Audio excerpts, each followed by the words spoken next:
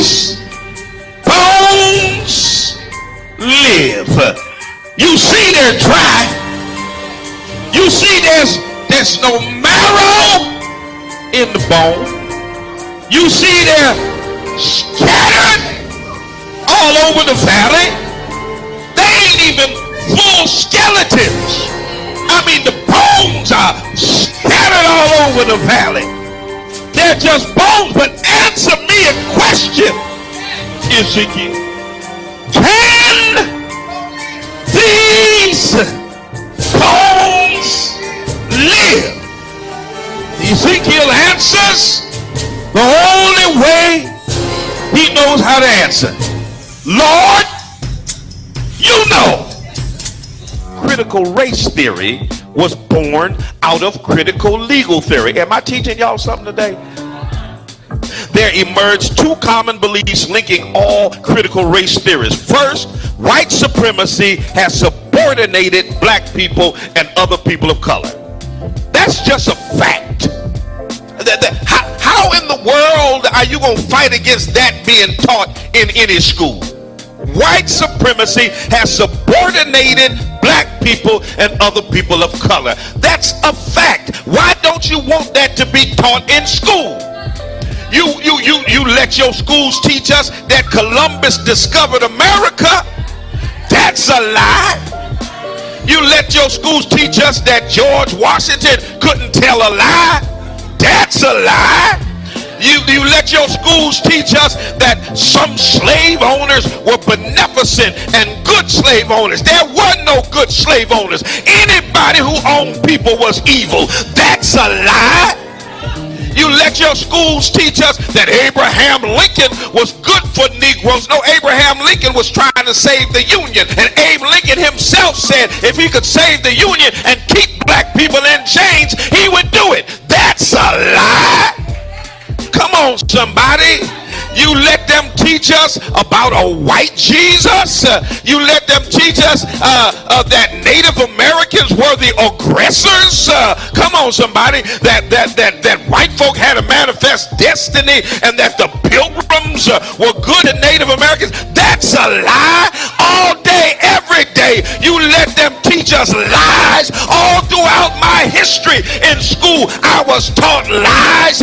But you got a problem with critical race theory because it teaches the truth that white supremacy has subordinated black people and people of color. The right to bear arms. Let me just back up a little bit and let me take you on back to the late 1960s when Ronald Reagan was the governor of California. And they were oppressing black folk, and a group of men and women known as the Black Panther Party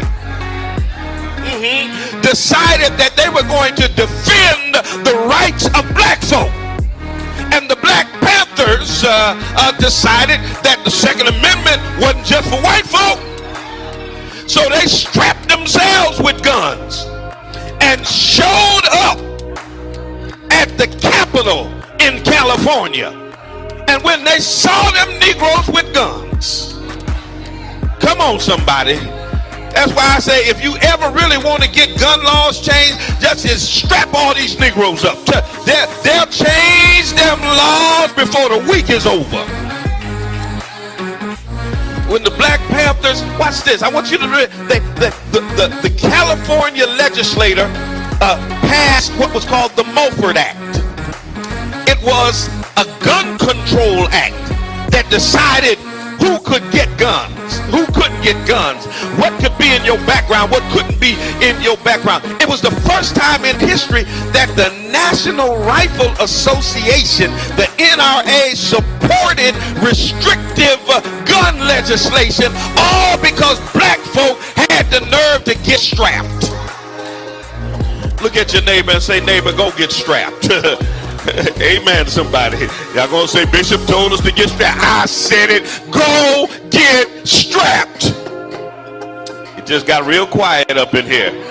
But y'all already know I'm a triple P. Amen. Y'all know what a triple P is, right? A pistol packing preacher. Amen, somebody.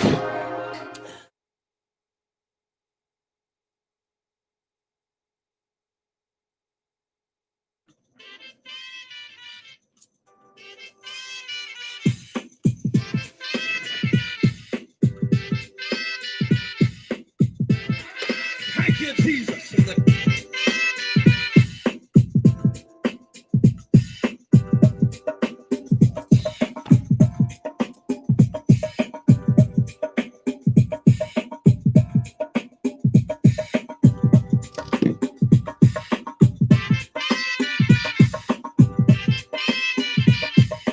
You've got a responsibility to go back to Lodabar. Your work's not done just because you made it to the palace. Bless the name of the Lord. But you've got to make it across. Thank you, Jesus. Don't pull up the ladder because you climbed to the top. Don't blow up the bridge because you made your way across. Thank you, Jesus. But reach your hand back down the ladder and pull somebody else up out of Lodabar.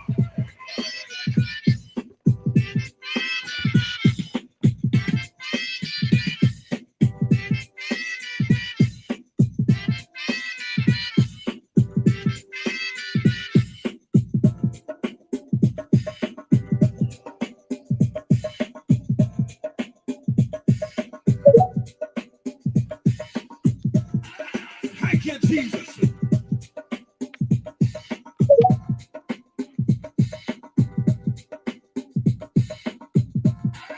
Thank you, Jesus.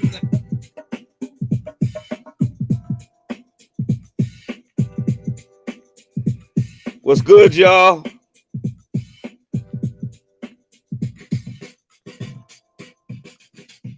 That's the name of the Lord. Somebody got to tell themselves it's all right if you got it now. Just hold it for me. I'll be there to get it after a while. Oh, bless the name of the Lord. Thank you, Jesus. You've got to make up in your mind that what God has for me, it is for me. I might not have it right now. I may not get it next week because you might try to stop me from getting it. But if God said it's mine, I want you to know after a while, I'm going to get what belongs to me.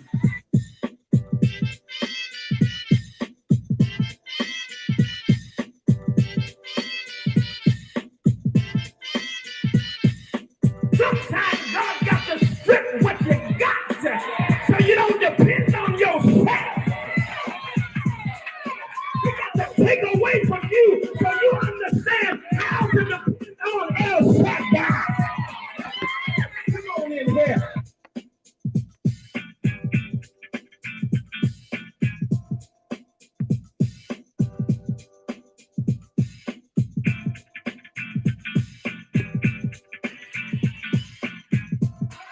Thank you, Jesus. Our young people are all right. Do me a favor, y'all. Like, share, subscribe, do all that stuff, all right? They'll kill you at the drop of a dime. Rep your city, rep your town. Let me know where you're chiming in from. Getting ready, get it, getting ready, get it, getting ready, get it.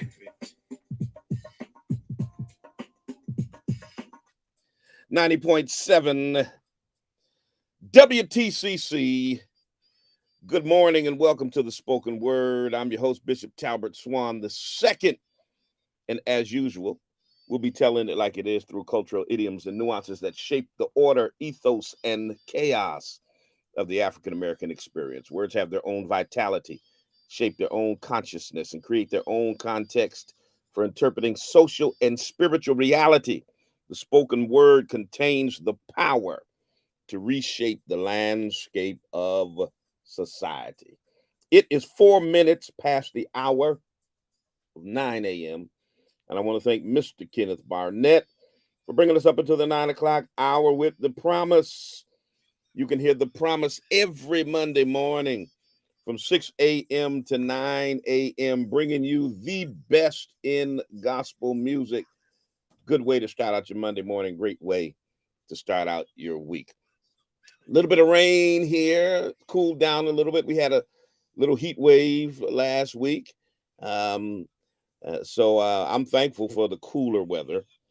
It was hot and humid, but it was a good week.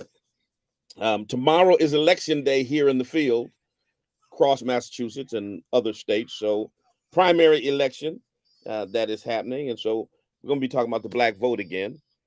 I've stated over and over again that neither party actually respects the black vote. We'll talk about that today. Take your telephone calls. Those of you who are locally who want to talk about tomorrow's election, particularly the municipal elections here in the city. We'll open up the phone lines and let you chime in on what's happening there, what your thoughts are, who you might be supporting, all that kind of stuff. Election day tomorrow. So we're talking about black votes, y'all. Black votes, black votes, black votes. Want to shout out my wife, Cynthia Swan, and the entire Hope Fest committee. Wonderful event on Saturday, Hope Fest 2023. Even though folks thought it was going to rain, we told y'all we were moving forward, we were going forward, and we had faith that the weather would hold up. And it was bright and sunshiny and warm and all of that, all the way through Hope Fest. It didn't rain until after we had already broken everything down and everybody was at home. So God worked a miracle for us, and we had a wonderful time at Hope Fest 2023. Wonderful time at our Holy Convocation and Fellowship Conference over the past 10 days. It has been wonderful in the city of Brattleboro, Vermont. Dedicated our new church there. It's just been a great week. It's been a great week. I even slipped in a trip to Chicago to preach for Bishop James Austin and his Holy Convocation in the middle of all of that. So it's been a very, very busy time for me over the last 10 days. And it only gets busier because we're preparing for Freedom Fund 2023 for the Greater Springfield NAACP. It's happening on October 19. Go to our Facebook page, Springfield Branch NAACP, Springfield, Massachusetts, not Springfield, Illinois, for those of y'all on the internet. And check out how you can support, how you can be a vendor, how you can purchase tickets, a table, an ad, all that kind of stuff. Freedom Malone is the banquet committee chairperson. It's going to be a wonderful event. Our keynote speaker is the Reverend Dr. Gina Marcia Stewart from Memphis, Tennessee, pastor of the Christ Missionary Baptist Church there. Dynamic speaker, woman of God, board member of the National NAACP. Yes, and she's a member of Delta Sigma Theta. So it's going to be a great time. It's going to be a great time on October 19th. You want to get your tickets. It's at the Ludlow Country Club. You don't want to miss it at all. Okay? All right, y'all. Come on now. Let's do it. Listen, this Friday, I'll be with my dear friend and brother, Pastor Mark Bayman, in his anniversary celebration this Friday at 7 p.m. at the Deliverance Center Ministries, Church of God in Christ. So those of you who are in the area and want to come celebrate a great guy, wonderful pastor, husband, father, all that stuff, come check it out on Friday. And then the following Friday, I'll be with my good friend, Pastor Anthony Roberson, in his 12th anniversary with the Fresh Anointing Ministries, Church of God in Christ. If you're in the Philadelphia area, check me out on the 24th. I'll be with my good friend, the Bishop J. Lewis Felton at the Mount Airy Church of God in Christ for their Men's Day celebration. So anyway, just a lot of stuff going on, a lot of stuff happening. Tell a friend, tell somebody. Bishop is on the air right now. We talking about black votes. Okay, don't y'all go nowhere. All right, don't stop, can't stop, won't stop. None of that stuff. We'll be right back. Don't go nowhere. But the essence of growth has changed. The being in the room would be the end of the road if you refuse to change. Reach a little higher, reach a little higher, dig a little deeper, dig a little deeper, go a little further, go a little further. Come on, come on, come on. Reach a little higher, come on, yeah. Dig a little deeper, dig a little deeper, go a little further, go a little further. Come on, but don't stop. The essence of life is growth. But the essence of growth is change. The being in the road will be the end of the road if you refuse to change. Your life will never change until you get disgusted with where you are. Whatever you don't hate is what you tolerate. You must learn from the past, plan for the future, and live for today. For it is your daily routine that determines your success or failure in life. It's the choices that you have made up until this point that will determine the rest of your life. So break the cycle that doing enough is simply good enough. You only get out what you put in, so don't settle for the crumbs when you can have a whole loaf. So push yourself beyond your limitations. Come on. Reach a little higher. Reach a little higher. Dig a little deeper. Dig a little deeper. Go a little further. Don't stop. Don't stop. Come on. Reach a little higher. Reach a little higher. Dig a little deeper. Dig a little deeper. Go a little further. Go a little further. Don't stop. Don't stop. Don't stop. Don't stop. So you gotta break the routine of trying to beat the system. Manipulators will always try to bypass the process for the quick progress. There are no shortcuts to success. There are no elevators to the top. You gotta take it one step at a time. You gotta break the routine of allowing others to get into your head and control who you are and where you're going. All right, y'all, like, share, subscribe, all that stuff. Let's get it. Don't let your haters push you down. Let your haters push you forward to the next level. So when y'all see the shirt. Don't perceive y'all see the shirt. They're not. See, a zebra does not change his stripes. Y'all see the shirt. Keep pushing yourself to the next level. Y'all know what's up. Yeah. There you go. Come on. Yeah. Go a little further. Go a little further. Come on. Come on. Yeah. Is my son-in-law on here, Whitney? Tell him he see the shirt. Oh, he's probably at work. He see the shirt. Go a little further. Come on. Come on. Come on. You got to understand the greatness is the nature that you were born out of. You'll never discover your greatness without hard work and dedication. Greatness says more about who you are and what you expect for yourself. And greatness will always attract greatness. Show me your friends and I'll show you your future. You're just a step away. You're just a step away. You're just a step away. Don't ever give up. Come on. You just a step away. You're almost there. Come on. You gotta push yourself beyond your. All right, y'all. Like, share, subscribe. Tell somebody Bishop is on right now. 413-736-2781. Let me see if I can get that number up there. I look in the mirror and I like what I see. A strong, beautiful black woman staring back at me. One who's seen a lot of pain and had her share of sorrow, but who never gave up hope for a brighter tomorrow. There we go. I've been lied to, cheated on, stolen from, and hit. But it just made me stronger, and I refuse to quit. That's right. And though I've been tempted, I refuse to stoop to their level. Don't go down. I rose above that nonsense and made a liar of the devil. All right now. The devil who said I wasn't good enough, cute enough, or worthy of love, I kicked his butt with divine power from above.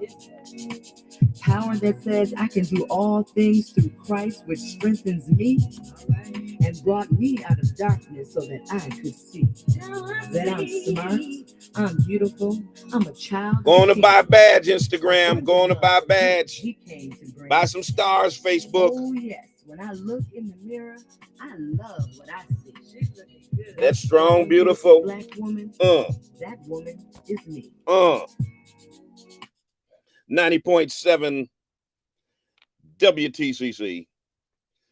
Good morning to each and every one of you in the Pioneer Valley, across the Pioneer Valley, and all points everywhere, all over the internet, the World Wide Web. Welcome, welcome, welcome, welcome. Welcome to my Twitter church. Welcome to my YouTube church. Welcome to Facebook church. Welcome to Instagram church. Welcome everybody. Rep your city, rep your town. Let me know where you are chiming in from. Shout out, Aunt Marion, I see you. I see you, Queen Lady Karen Hightower, who thinks it's all about queens and kings, even though it's about kings and queens. Shout out to Lady Hightower. I see you, my daughter Whitney from Chicago. Good morning to you. I see you, nephew. I see you. Good morning. Good morning. Good morning. I'm gonna get in trouble. I start calling out a bunch of names and stuff. But good morning to everybody. Come on, let me see where your city and town at. Where y'all repping? I see Bluntstown, Florida. Pensacola, New Jersey. Good morning. Good morning. Chicago is in the building. Houston is in the building. Knoxville, Tennessee is in the building. Greenville, South Carolina. Houston again. Houston again. Houston is always rolling deep. Love me some Houston. Let's see. Where else? Where y'all from? Instagram. Where y'all at? What part of the nation? What part of the world are y'all chiming in from? Come on now. Rep your city. Rep your city. Granby, Connecticut is up in the building. I see you, Mother Annie Beard. Good morning to you. Frisco, Texas is in the building. Yes, yes, yes, yes, yes. Who we got? Brooklyn. Brooklyn's in the house. Brooklyn, New York is up in the house. Toronto is in the house. Johannesburg, South Africa is in the house. Charlotte, North Kakalaki is in the house. New York City. Somebody just said New York City. They representing all 5 boroughs, okay? All right. Another Brooklyn up in the house. Good morning to you. I see the East Coast is checking in. New York is checking in. Enfield, Connecticut is up in the building. Kansas City, Kansas is in here. All right. Love it, love it, love it, love it. Springfield. It's about time, Springfield. About time y'all think y'all don't have to check in because y'all just, I take it for granted that y'all are here.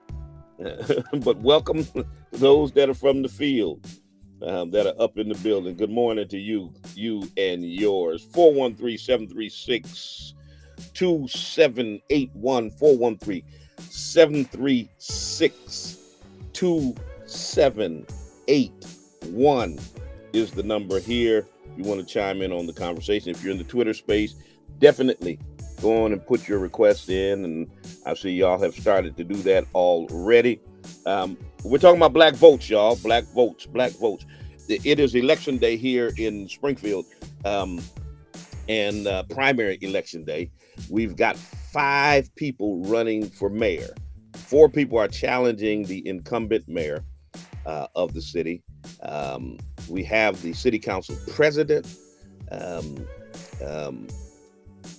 Jesse Letterman, former city council president, and only black candidate, Justin Hurst. We've got a sitting state representative and former city council president. Wow, I mean, a lot of people that are running. Orlando Ramos, and then we got Dr. somebody. Y'all forgive me for not remembering his name. Somebody put it in the chat section. Refresh my memory. But we've got 3 incumbent elected officials that are all challenging Mayor Dominic Sarno for the corner office at City Hall. And the primary election tomorrow will pare down that number of 5 down to 2 that will move forward to the general election in November. Many of us have already voted because we took advantage of early voting. Matter of fact, on September the 3rd, many of our churches took people down to the polls, and we did early voting. And tomorrow, I'm sure everyone is trying to get their ground game popping out to vote. And in addition, we've got our city council election. Some wards are being challenged, some are not. But we've got 21 people running for 5 at-large seats. 21 people running for 5 at-large seats. So it's going to be an interesting election on tomorrow. On the 3rd, when the 3rd came up and we took our congregations to the polls, I preached a sermon that week entitled, "How Would Jesus Vote?" I want to play some clips from that, and then we'll come back and take your telephone calls and get you into space and get your conversation popping. Because I submit to you that in today's two-party system, the black vote is often taken for granted, and it's due to the belief that black voters will consistently and overwhelmingly favor one party. We're going to talk about that on the other side of these clips. But here's some clips from my sermon, How Would Jesus Vote? I believe that Jesus would base his vote on the positions that a candidate took. I believe Jesus would vote for life. Greater love have no man than this, than one who would lay down his life for his friend. Jesus would vote for life, which means what? Which means he would vote for positions that would mean a better quality of life for everyone. Jesus would vote for life. When you're looking for a candidate to vote for, get the real pro-life candidate. Not only would Jesus vote for life, watch this. Jesus would vote for the least. Blessed are who? The poor. Blessed are who? The hungry, the excluded, the rejected, the sad, the marginalized.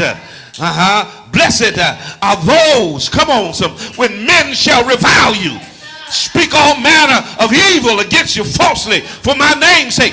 Blessed are those that are disenfranchised, locked out. Blessed are those that are kicked out. Blessed are those who are forgotten about. Blessed are the least of these. I'm preaching real good right now.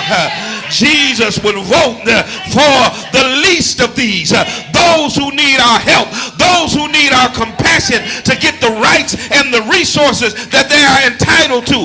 Those are the least that Jesus speaks of, and those who Jesus would vote for, which means Jesus would vote to change the prison system, which has captives who need to be released, oppressed ones who need to be set free, misguided ones who need to be rehabilitated, and sick ones who need to be healed. Jesus would vote to change the health care system so that all those who are sick could have equal access to healing, just as Jesus healed all that were brought to him. Jesus would make healing rather than profit the bottom line for health care.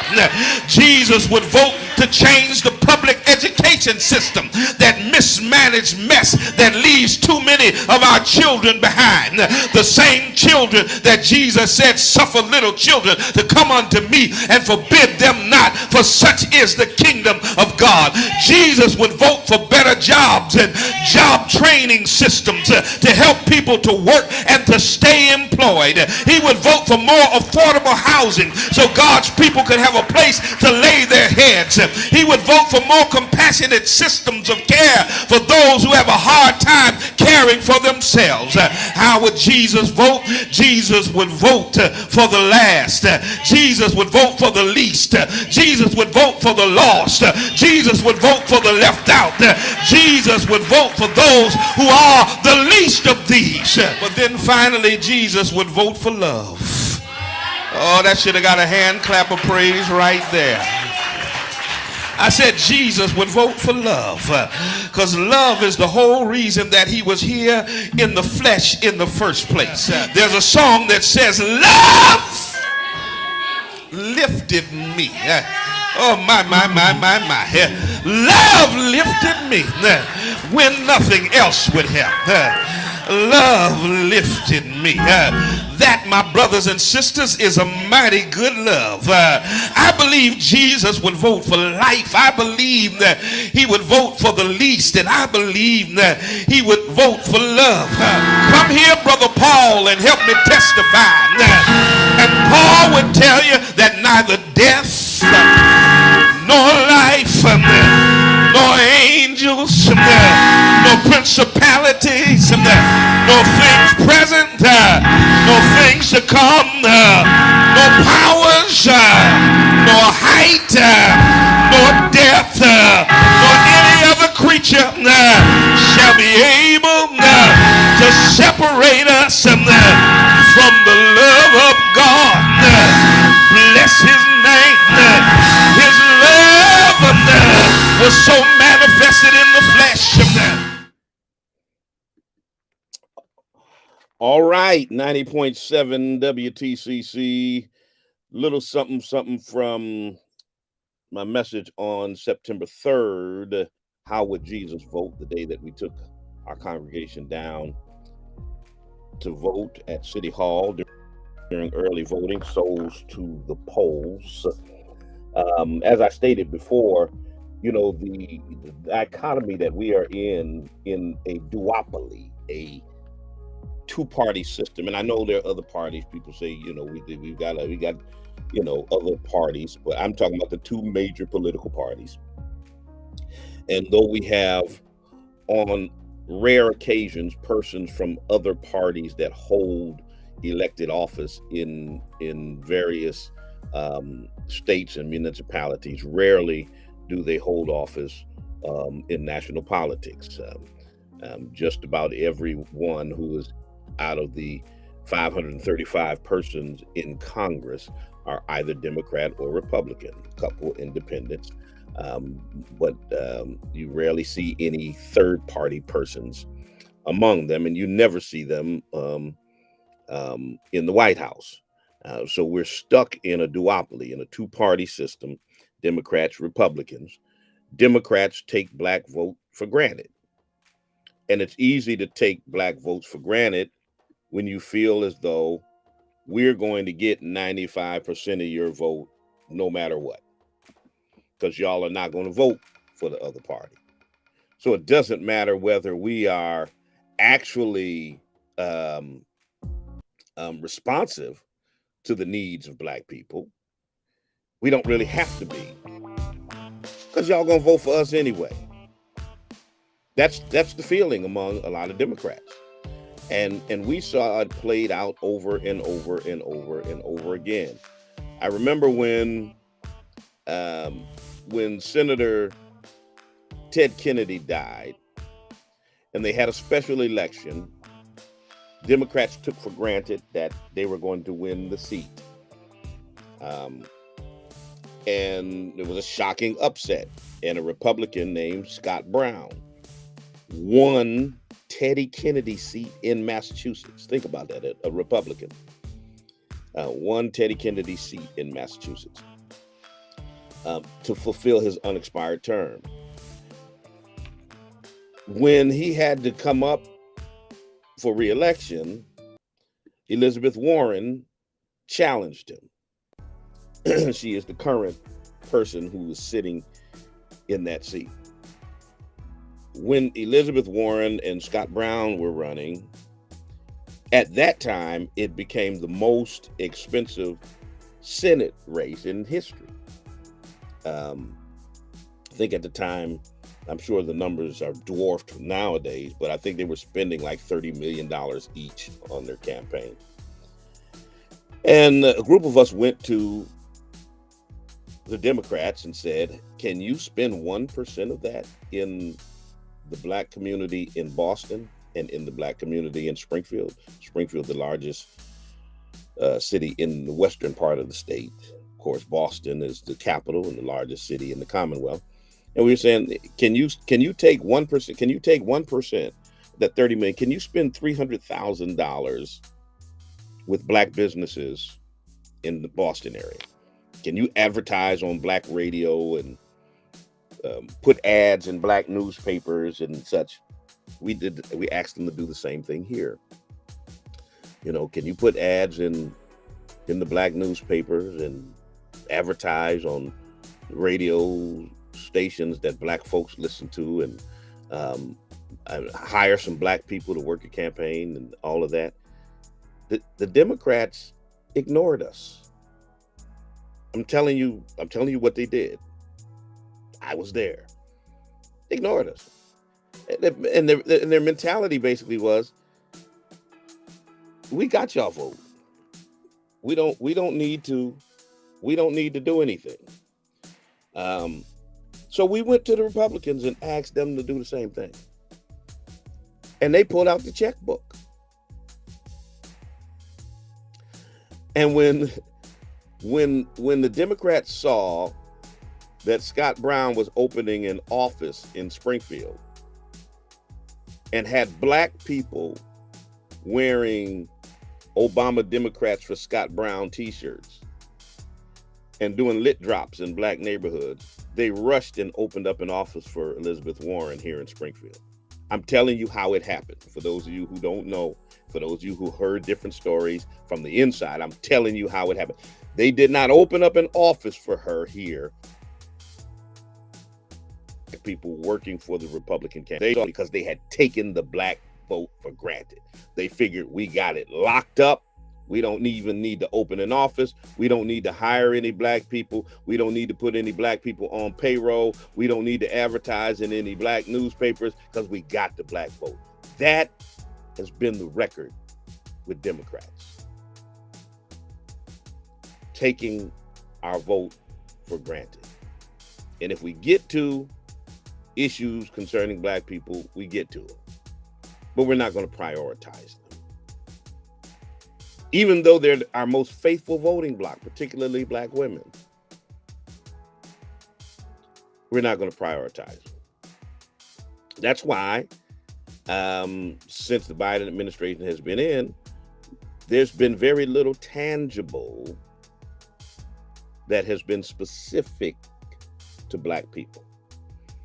And I'm not talking about the rising tide lifts all boats legislation, that this is going to help black people too. Yeah, most legislation is going to help others. But I'm talking about who it was intended for, why they did it. Very little is done specifically with black people in mind. And the Republicans have just decided we're not going to get the black vote, so we ain't going to waste our time trying to appeal to black people or their concerns or their issues, because whenever we win without them anyway.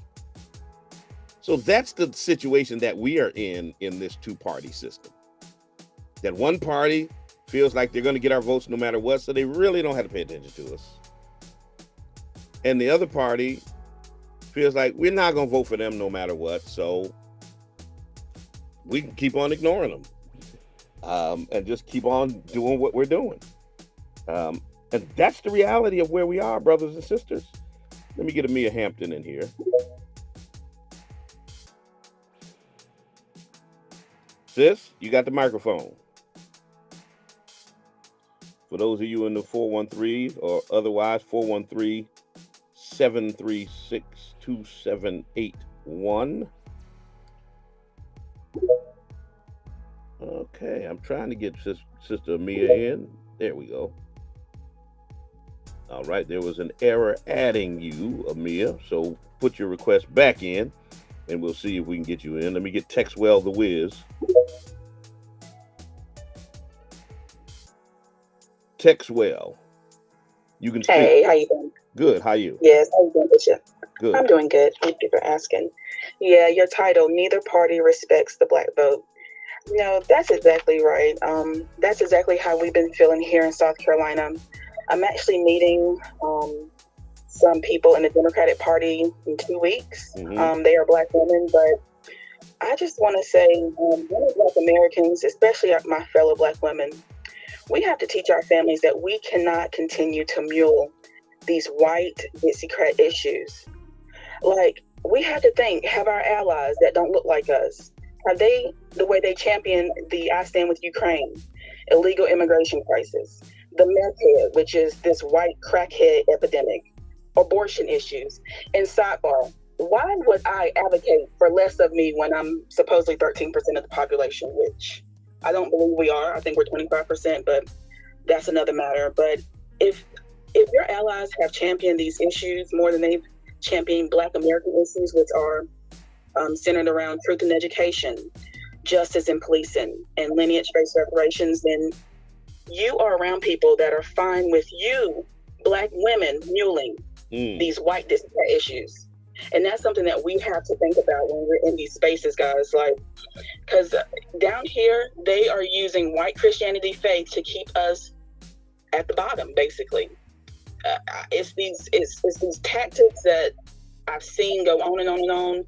I'm in a vote blue no matter who state. Every black person, every black woman I'm talking to will hold their nose and vote blue before they will hold their nose and vote for Wes. This is crazy. This is asinine, guys.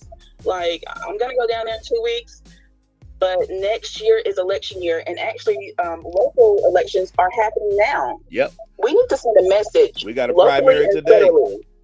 We've got. I'm so sorry. I said I keep going in there. But that's all right. I said we got a primary election today, tomorrow here in my city. Exactly. Y'all, we have to get on the same boat. Let's send a message locally and federally. We are fucking over the Ready and this motherfucking blue party at the motherfucking same time. Vote West or bust or someone else, but it ain't gonna be no damn Democrat. Fuck a motherfucking Democrat today. But thank you so much. Have a great day, and always, Bishop, great topics. All right. That was Amia Hampton. Textwell somehow got taken out of the picture, and put your request back in, and we'll get you in, Textwell. I promise. Good morning.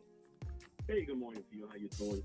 I'm good. You? Neighbor, man, and great to have you as a neighbor in Indian Orchard. All right. You've always been a great reverend for the city of Springfield. I respect you.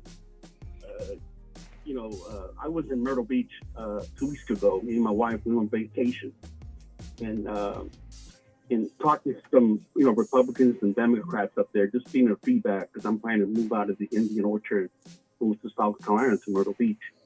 But just looking at what's going on in Springfield and all over, since things are happening, getting worse. Things are not getting any better no more.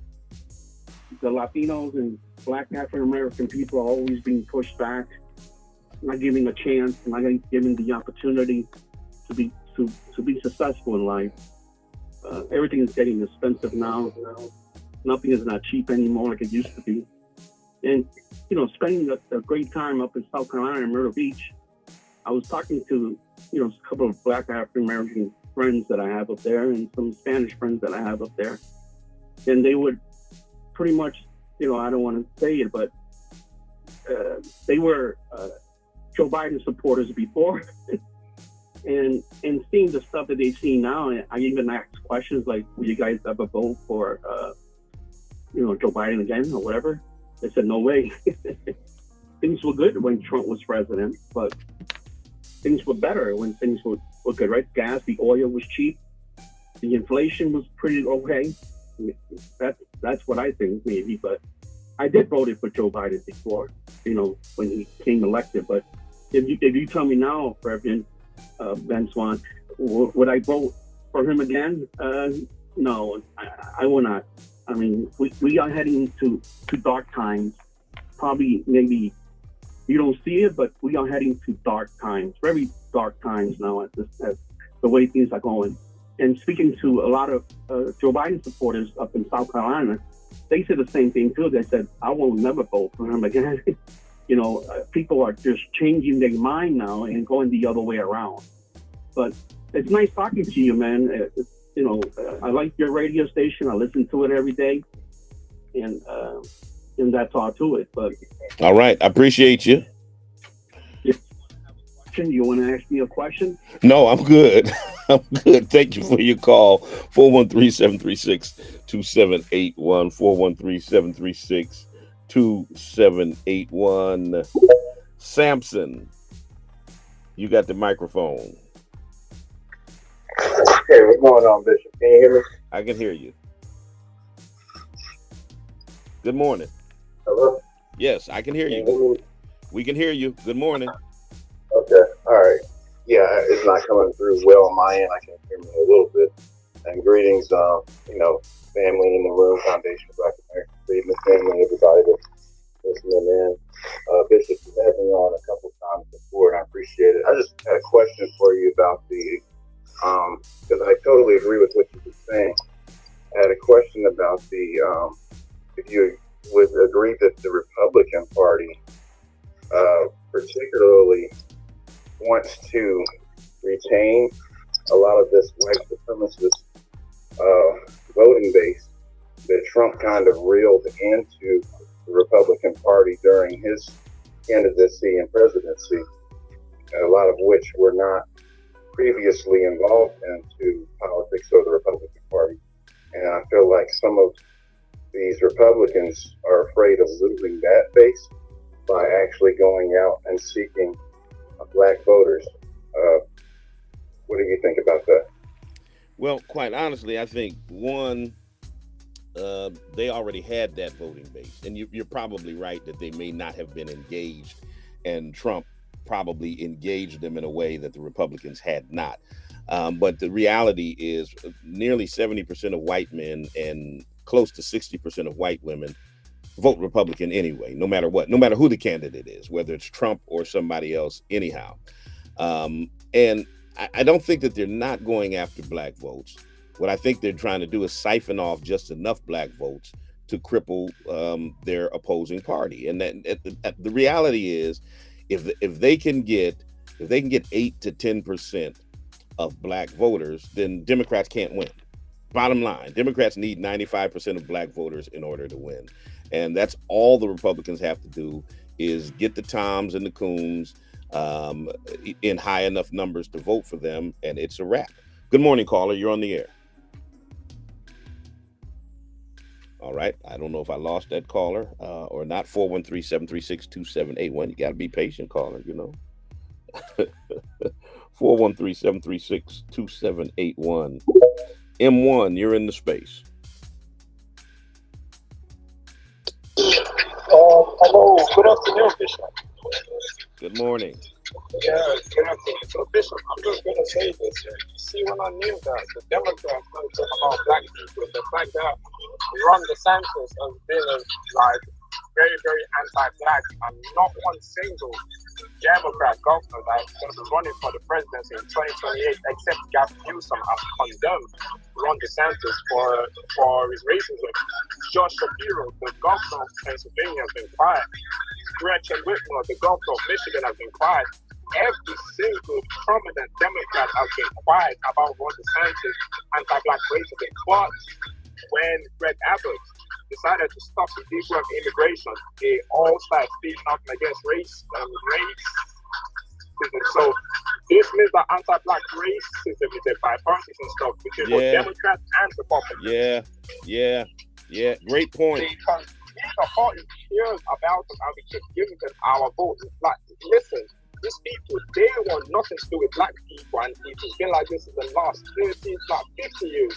They want nothing to do with black people, but anytime it's an election season, they are always around the corner.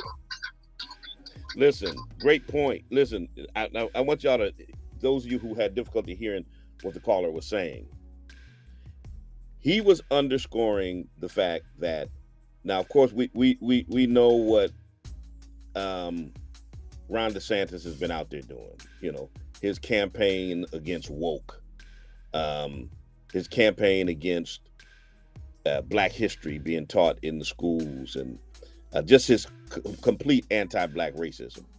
And what the caller was saying was that there's no prominent Democrats that have stood up to speak against Ron DeSantis's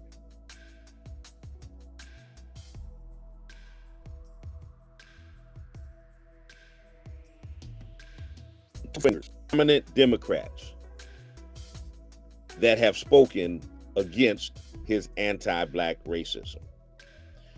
But when Greg Abbott moved against the migrant population, Democrats all over jumped up and down and went down his throat. So the question is, how come they can be so vocal when it comes to any affront to non-citizens, migrant populations trying to come into America, but be quiet as church mice when it comes to accosting Black citizens who live here? And that's a valid question. That's a valid question as to why The Democrat Party is so vested in protecting non-citizens, migrants,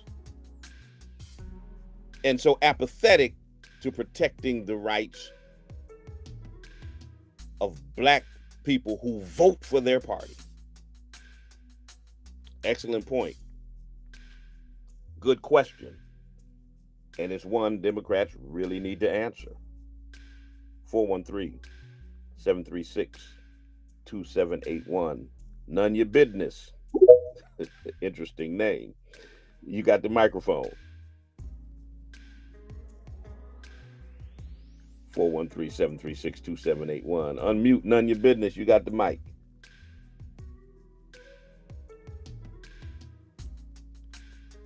All right. We'll move on. They're having some trouble getting in. We'll move on. 413-736-2781. If you want to chime in on the conversation and you're in the space, put your request in, and we'll get you on. And that question is a question, especially people who are affected, are asking. You've got a migrant issue. I just left Chicago, speaking in Chicago. They've got a migrant issue in Chicago, in the Midwest. They've got it in California. They've got it in various other places. And it's not that black people are against brown people coming across the border. The question they're asking is, why is the government so vested, the Democrat Party so vested in ensuring that they can get in, they can get government benefits, that they can spend billions of dollars providing food, shelter, clothing, and services for them, and black people who already live here and suffer and are below the poverty level can't get the same level of resources in their communities? And that's a legitimate question, because those are the people that you want to go to the polls and vote for you. And we've got to ask that question about the Congressional Black Caucus as well. They are so vested in protecting others, but it seems as though not so much when it comes to actual black people.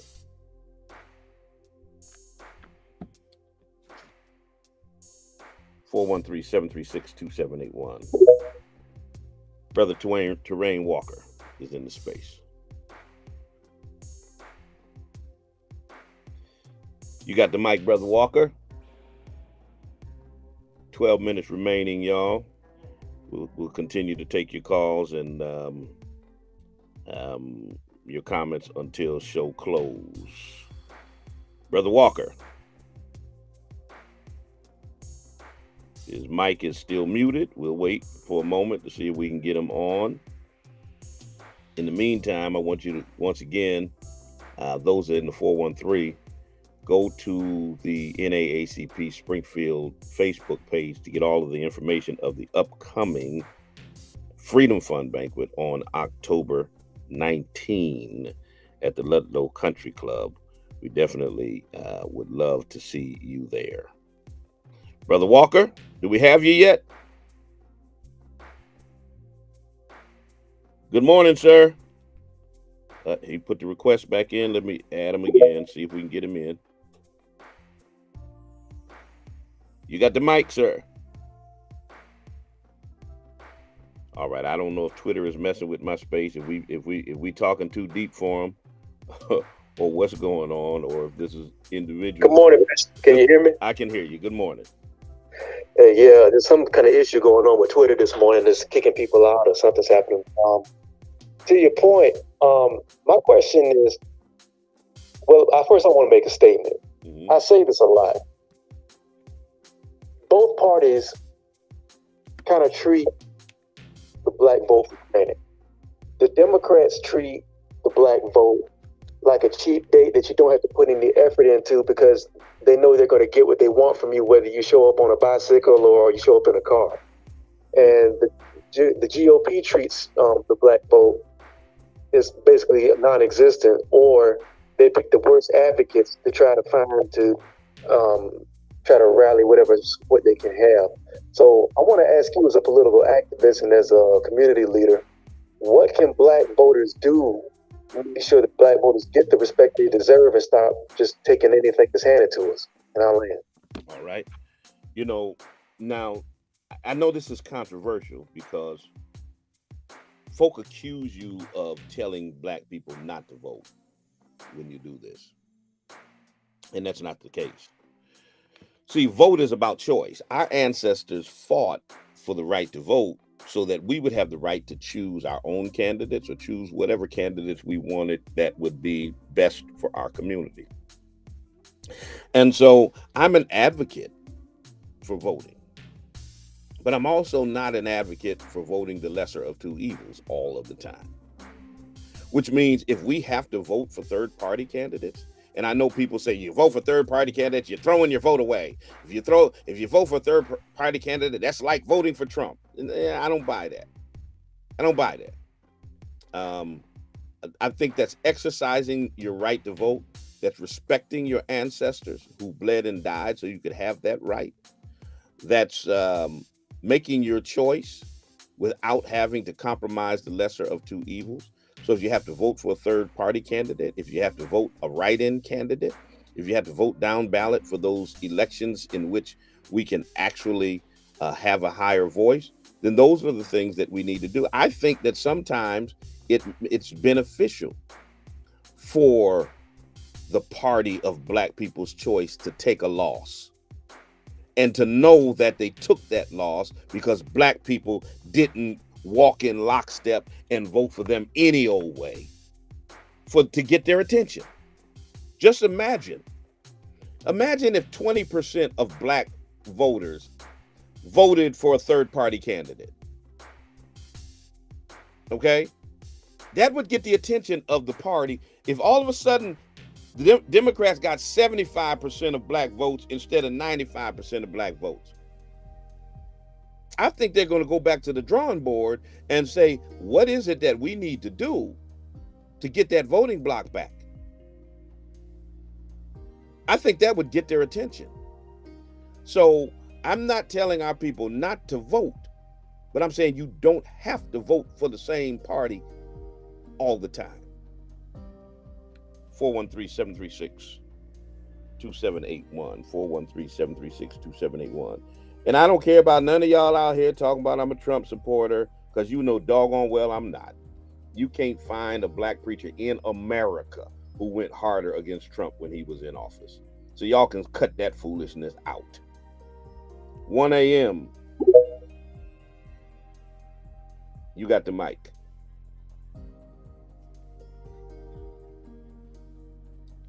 And I think y'all sometimes forget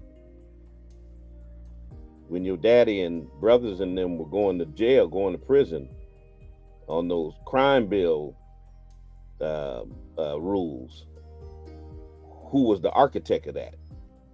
Who put that in place?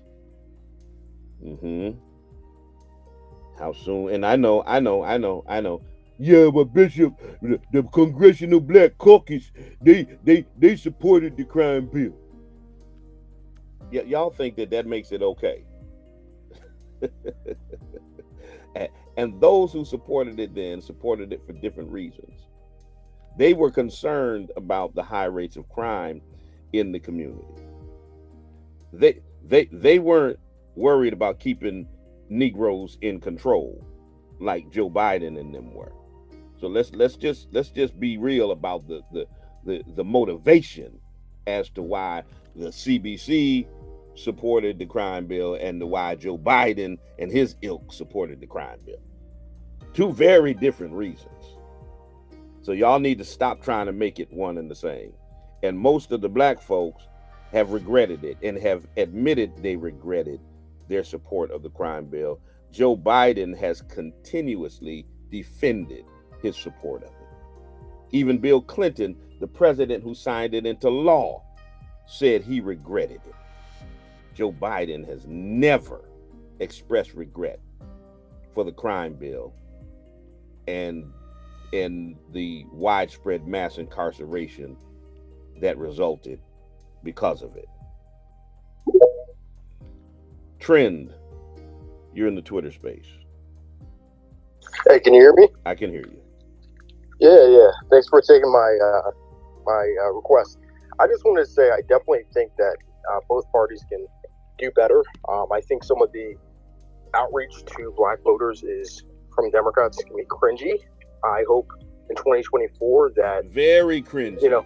Very I hope in cringy. 2024 we're not seeing get your booty to the polls. There you go. My question is, and we're seeing like actual like economic agenda and records, because there are actually things that I think if it's going to be Biden, he can actually point to that I think are that people, even if they disagree with, would be more receptive to than, oh yeah, some of the cringe in 2020. My question for you, Talbert, is how do we reckon with the fact? Because one of my actually rationales for voting is that most people who are against voting, whether it's black sort of leftists or white leftists, are not people to me who I see really push back on reactionaries. I see a lot of don't vote, don't vote, don't vote, and and criticizing of Kamala Harris, and then I don't see the pushback towards Ron DeSantis. I mean, Cornel West got pushback from the white leftists he was buddying with because he actually mentioned he had the gall to mention white supremacy. So my frustration is I don't like either party, but the people who are saying not to vote are often people who are just critiquing, and it seems like there's no sort of broader vision. I mean, if Cornel West is getting critiqued by the third party people for saying white supremacy exists, then that tells me that the third party people are trash too. Yeah. So how would you reconcile that? Yeah. Well, I'm not. Thanks for the question. I'm not an advocate for not voting, and maybe it's just the way that I came up. My mother and dad were always engaged, and my mother just wasn't having it. When we turned voting age, it was like you going to vote. People died, so you can have the right to vote. So that's just ingrained in me that if I got to go to the polls and write in Talbert Swan as the candidate and cast the ballot, I've got to go and vote. So I'm never an advocate for not voting. There's always somebody or something to vote for, and if nobody fits in that particular category, do a write-in vote, and then vote in the other categories. Vote the questions that are on the ballot. Vote for the other seats that are on there. But not going to the polls and ignoring it is not an option. And I think you're absolutely correct that you often see the same level of anti-blackness in the other parties. It's not just Republicans. You got anti-blackness in the Democrat Party and in the other third parties. And I was not at all surprised that once Cornel West started talking about white supremacy, even the third party folks were going to be like, "Oh, hold up now, that's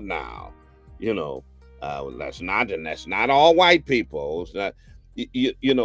I hold this, and I've got to move out the way shortly. James Lewis is in the studio. He's coming up next with mid-morning jazz and great black music. In 2020, when we had those widespread protests in the wake of George Floyd being murdered, and we had white folks all over the nation and the world that were coming out with us, I asked the question then, are they coming out because they're against white supremacy and the extrajudicial murder of black people by law enforcement? Or are they coming out to be an embarrassment to the party that is currently in charge? And will they have this same energy once that party is no longer in charge? And the question has been thoroughly answered in the 3 years since those protests took place. Where are all those white allies? Where are all those progressives? Where are all those liberals who were so engaged in protesting in the wake of George Floyd being murdered? George Floyd ain't the only one who's murdered. How many black people have been murdered since then? How many high-profile public murders have taken place since then? Jalen Walker, who was a member of a church that's in my denomination, was shot 90 times by the Akron, Ohio police for a traffic violation. 90 bullets. Where was the protest then? Where were all these resistors and allies and people who were on our side? So if Derek Chauvin kneels on George Floyd's neck and Trump is in office, everybody can come out and protest. But if Jalen Walker gets shot down like a dog 90 times in Akron, Ohio, but Joe Biden is in office, it's not that serious. So they were protesting white supremacy. And that's a fact. That's a fact by their behavior before he took office and by their behavior since he's been out of office. Let's just keep it a buck. I got to move out your way. Field, election tomorrow. Polls open at 7 a.m. 7 a.m. to 8 p.m. All right, find yourself at your voting location, exercising your right to vote. Do it for Medgar, do it for Martin, do it for all of those pioneers that fought for our right to vote. Remember, the NAACP Freedom Fund, October 19 is coming up. I got to get out the way. Until the next time I talk to you and you talk to me, always remember, God loves you, and so do I.